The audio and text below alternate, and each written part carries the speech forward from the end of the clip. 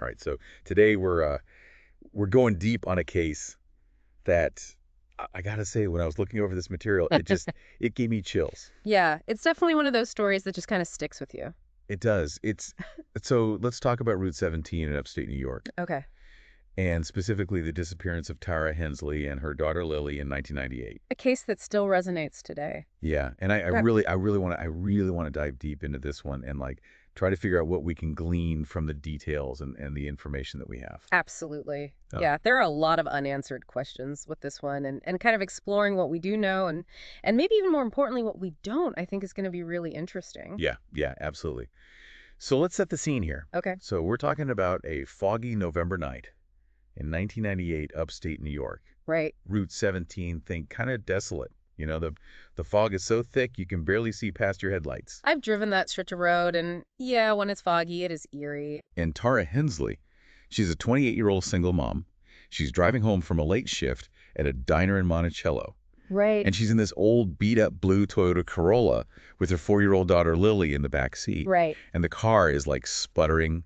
It's seen better days. Yeah. The radio's just crackling with static. Setting the scene perfectly. And one of the details in the material you said that just stuck with me was that Lily was clutching a stuffed bunny rabbit. Yeah, just a little detail, but it makes it so much more real.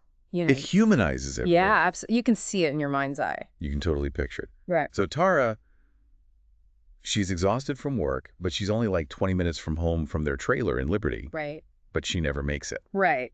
So the next morning, a trucker finds her car abandoned on the shoulder of Route 17. And this is where it gets really strange. So strange. Yeah. So the driver's side door is ajar. The keys are still in the ignition. Her purse is sitting untouched on the passenger seat, with $37 in tips still inside. It's like she just vanished into thin air. Right? It's so bizarre. And there were no footprints. No signs of a struggle, just an empty car in the fog. Just completely unsettling. Completely. So what do you make of those initial details? Well, it's so different from what you'd expect in most situations, right? I mean, if Yeah. someone's running away or if there was a struggle, there's usually some evidence of it. You'd think. And the purse, especially with the cash, it really suggests that Tara didn't leave voluntarily, especially not in a panic. Right. You wouldn't just leave your money. So what could have made her leave the car so suddenly? That's the million-dollar question. Right. And, at first the police, they kind of leaned toward this theory that she was a runaway mom. Yeah, I can see why they might think that. Right. They saw that she had a deadbeat, mounting bills, maybe struggling with depression, A lot of pressure. a lot of pressure on her. But then Tara's sister Jen comes forward, and she's adamant that Tara would never abandon Lily. Yeah, that's a pretty powerful statement. Yeah, she said, quote, she lived for that kid. And when you hear that, it really throws that whole runaway theory out the window, doesn't it? It suggests that something else is going on, something much darker. Right. So do you think there were any early signs that the police might have missed that could have pointed away from that runaway scenario? It's possible. I mean, obviously Jen knew Tara better than anyone. Right. And her insistence that Tara would never leave Lily should have been a big red flag. Yeah. Maybe if they'd looked more closely at Tara's daily routines, her support network, anything unusual that happened leading up to her disappearance, they might have found something. Yeah. Okay. So then we fast forward 12 years to 2012, Yeah.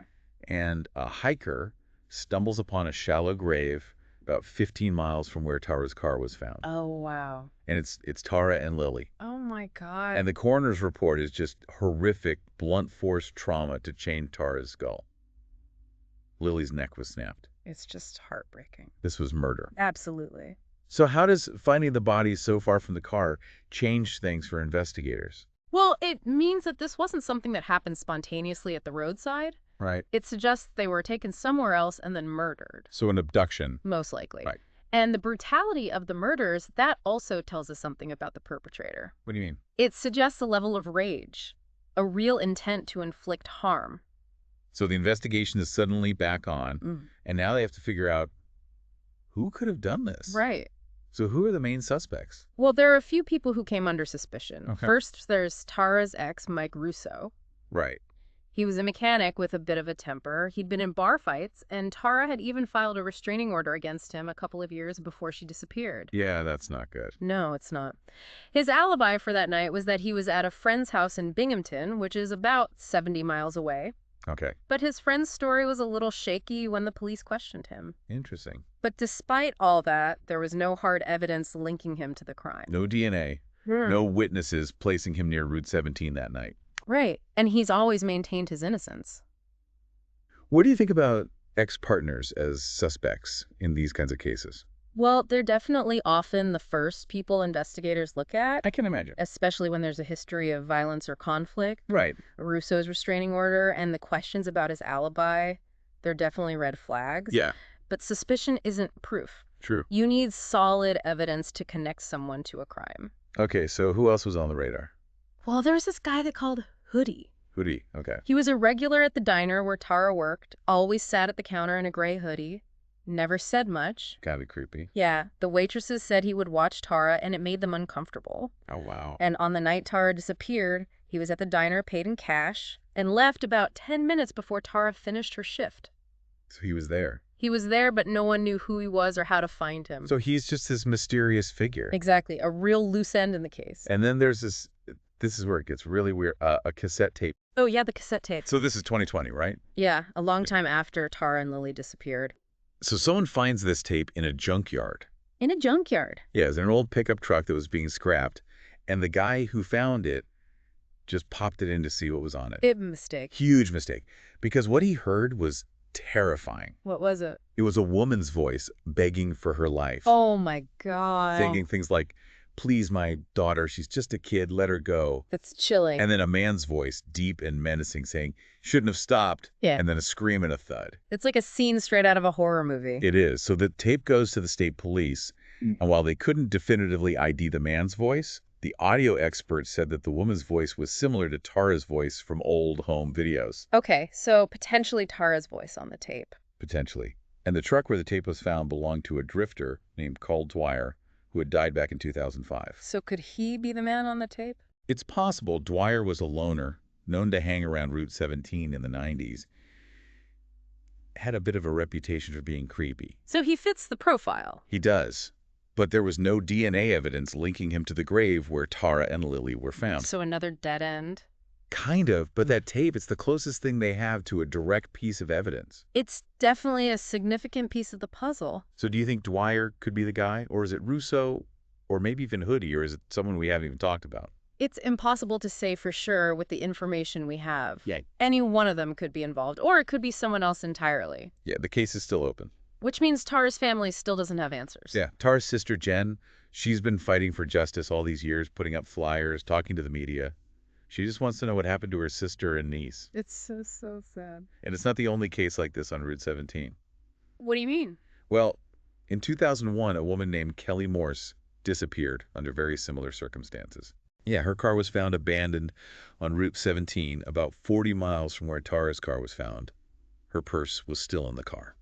And she was never seen again? Gone without a trace, Yeah. and her body was never found. So 2 women vanishing from the same highway just a few years apart. And both of their cars were left behind with their purses inside. That's a pretty big coincidence. It's more than a coincidence. It suggests a pattern. A possible serial predator operating in that area. It's scary to think about. It is. And locals have even started calling Route 17 the Cursed Highway. I can see why they would say that. Yeah, it's got this dark history now of these unsolved disappearances. It must be really unsettling for the people who live there. Yeah, it makes you wonder if it could happen again. It does. So we've got all these pieces of the puzzle: Russo, Hoodie, Dwyer, the cassette tape, Kelly Morse's disappearance. But we're still left with so many questions. It's like a puzzle with missing pieces. And it makes you think about the nature of unsolved crimes.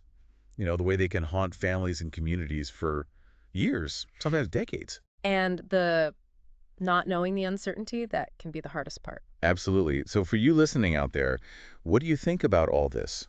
What does the case of Tara and Lily Hensley and the mystery surrounding Route 17 tell us about the enduring impact of unsolved crimes? Yeah.